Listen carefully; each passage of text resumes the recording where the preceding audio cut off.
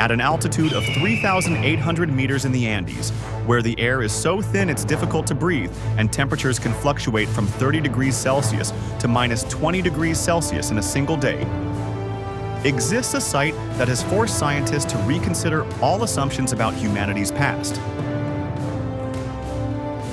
Puma Punku, an ancient temple complex with stone blocks weighing over 130 tons, cut with millimeter precision using technology that, theoretically, couldn't have existed at that time.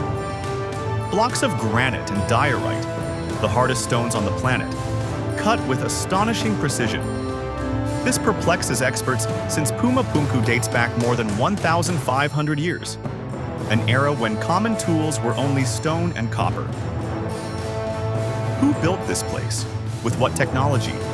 And more importantly, how did they accomplish feats that even modern engineering finds astonishing? Today, we embark on a journey to Puma Punku, a place where history might need to be rewritten, where ancient technology goes far beyond the limits of our imagination. Puma Punku, where did this technology come from? Hit subscribe and turn on the notification bell so you don't miss this exploration into one of humanity's greatest mysteries. Welcome to my world. This is Neural Pulse.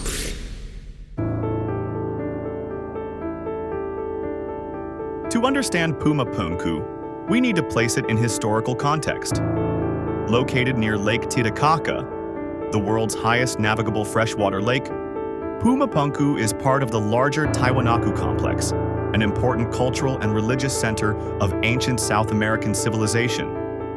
Tiwanaku was once a powerful empire, controlling much of the Andean plateau from the 5th to the 11th century CE. But while most of Tiwanaku was built using conventional techniques, Puma Punku stands as an astonishing exception in terms of sophistication.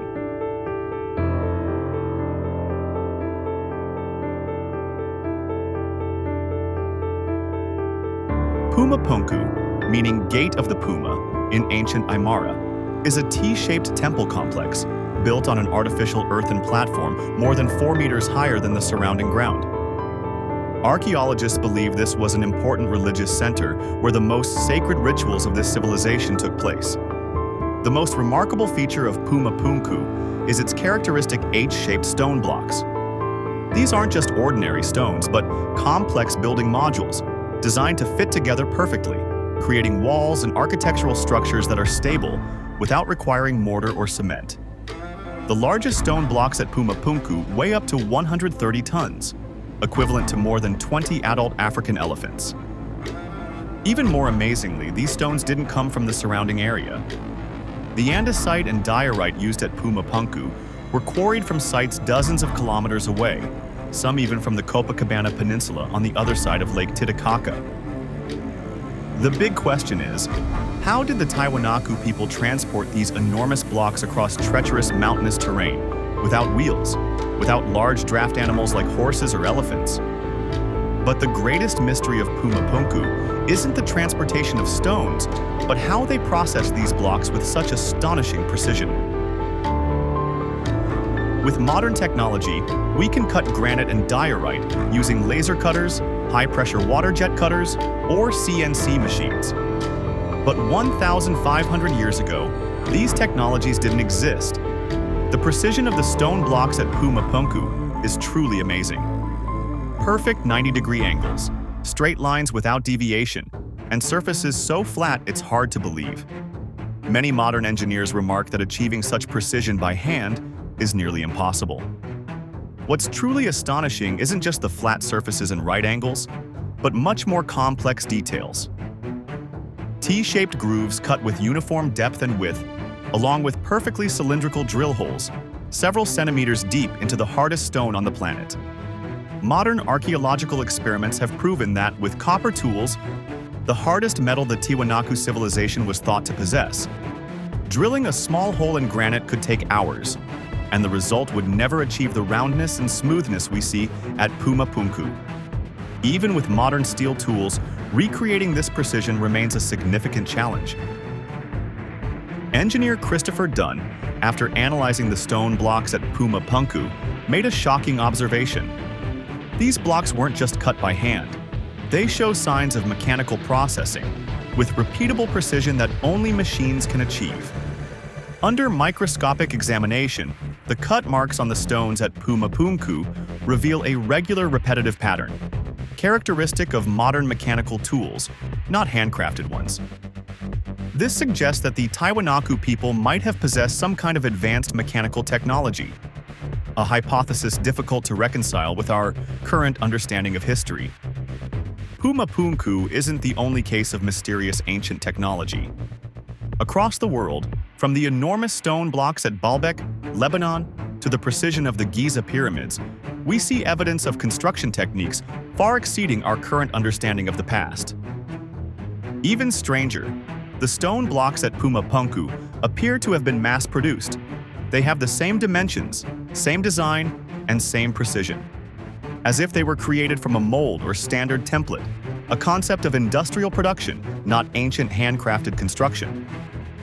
The joints and cut grooves were designed to make the blocks fit together perfectly, like a gigantic assembly system, allowing for quick construction and earthquake resistance. This is a surprisingly modular approach, thousands of years before this concept was applied in modern architecture. Another mystery: some stone blocks have traces of metal pins and connecting clips, suggesting advanced metallurgical techniques. Analysis shows these pins contained copper, but how they were cast and attached to the stone remains a mystery. When conventional science cannot provide satisfactory explanations, people often turn to bolder hypotheses. And Puma Punku has become the focus of many controversial theories. Erich von Däniken, author of Chariots of the Gods, Swing is one of the most famous proponents of the hypothesis that Puma Punku and other megalithic structures around the world are evidence of alien intervention in humanity's past.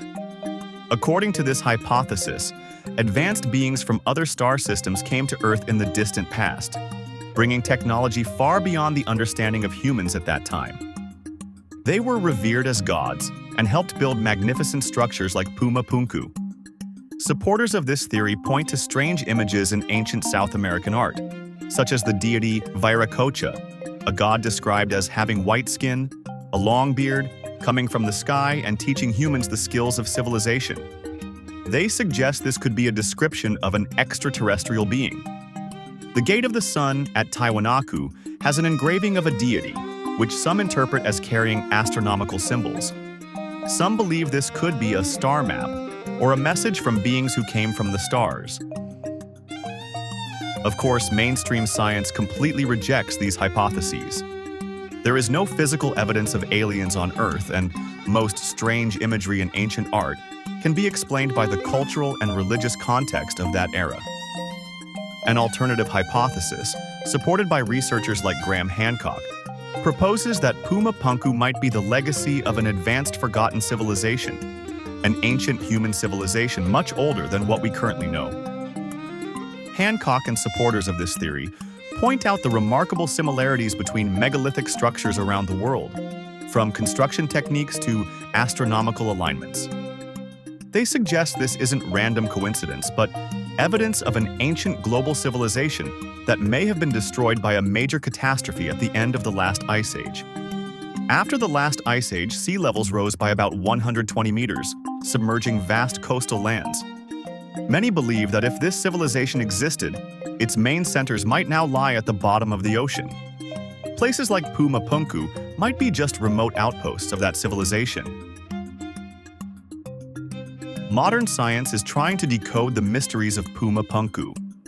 With advanced technologies like 3D laser scanning, ground-penetrating radar, and sophisticated material analysis, researchers are gradually clarifying some questions, but also discovering many new mysteries. 3D laser scanning has allowed archaeologists to create detailed maps accurate to the millimeter of the entire Puma Punku area. This not only helps reconstruct the original structure, but also reveals patterns and details invisible to the naked eye. Based on 3D scan data, researchers have created digital reconstruction models of the entire complex. They discovered that Puma Punku has a sophisticated modular design. The stone blocks were designed to be assembled according to a precise master plan.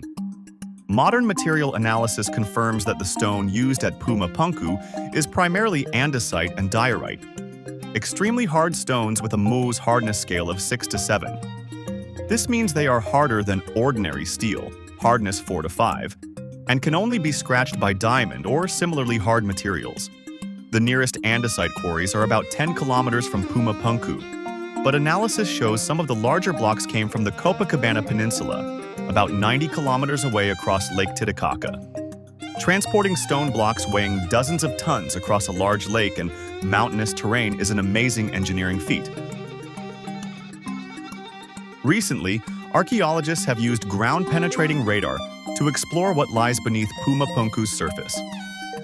They discovered a complex system of canals and water conduits, suggesting that water played an important role in the design and possibly in the construction process. Some researchers propose that water might have been used in a sophisticated hydraulic system to lift and transport heavy stone blocks, similar to theories about how the Egyptian pyramids were built. The fact that Puma Punku is located near Lake Titicaca, an abundant water source, makes this hypothesis more plausible. Regarding dating, the latest carbon-14 analysis has changed our understanding of when Puma Punku was built. While previous estimates placed it about 1,500 years ago, new research suggests some parts of the complex may have a significantly earlier date. The latest data suggests that Puma Punku might have been built in multiple phases, beginning around 1500 BCE, much earlier than the rise of the Orthodox Tiwanaku civilization. This raises the question, who built the first parts of Puma Punku? The design of the joints and T-shaped grooves at Puma Punku is technically very intelligent. They create a structure with high earthquake resistance, extremely important in an earthquake-prone region like the Andes. This technique is similar to what we see in modern earthquake-resistant structures in Japan. Computer simulations show that the special joint structure allows the stone blocks to move slightly during earthquakes, but then return to their original position. An advanced engineering principle that we only began applying in modern construction in the 20th century. The biggest question remains unanswered. How did they process these stone blocks with such precision? Scientists have proposed many hypotheses, from using abrasive sand combined with string for cutting, to techniques for softening stone using vegetable acids. However, all these methods face difficulties in recreating the precision and complexity of the Puma Punku stone blocks.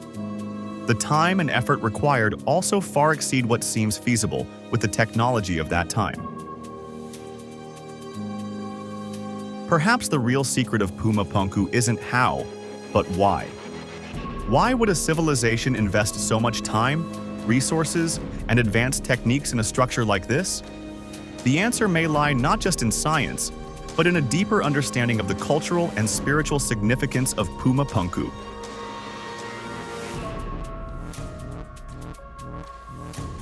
Today, Puma Punku is just a ruin of former greatness.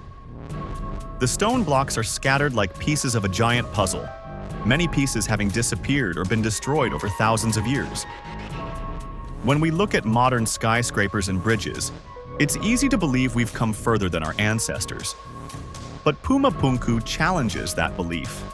Perhaps in some areas, civilizations before us possessed knowledge and skills that we still don't fully understand. Puma Punku isn't just a ruin. It's a reminder of the fragility of civilizations. If a civilization capable of building such magnificent structures could disappear, what guarantees that we won't follow a similar path? Archaeologists believe the Tiwanaku civilization may have collapsed due to a prolonged drought, combined with internal conflicts and other environmental factors. When water and food became scarce, even the most advanced civilizations could collapse quickly. Today, we face similar challenges: climate change, dependence on finite resources, and the risk of global conflict. Puma Punku reminds us that technological progress doesn't guarantee survival if we don't address the fundamental issues of sustainability. Another lesson from Puma Punku is about preserving knowledge. Whatever technology the Tiwanaku possessed to build these structures, that knowledge has been lost almost completely. No texts, no drawings, no explanations of how they did it. In today's information age, we're trying to preserve knowledge in many ways, from physical libraries to digital archives, from seed vaults to messages sent into space. But are these efforts enough to ensure our knowledge will survive a global catastrophe? Puma Punku still stands there, after thousands of years, challenging us with mysteries yet to be solved. It's a stone puzzle, a challenge sent to the future from the distant past. Is it the work of skilled craftsmen with lost techniques? Is it the legacy of an advanced civilization forgotten in the flow of history? Or is it evidence of something beyond our imagination? Puma Punku is just one piece in the larger picture of humanity's mysterious past. Around the world, from Göbekli Tepe in Turkey to Nan Madol in the Pacific, strange structures challenge our current understanding of history. Perhaps the answer isn't as important as the journey of discovery. Each new generation approaches these mysteries with new technology, new perspectives, and new questions.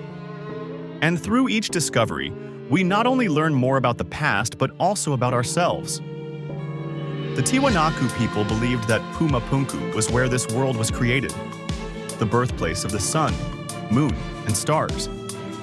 Perhaps in some way, it truly is the doorway to a greater understanding of our past.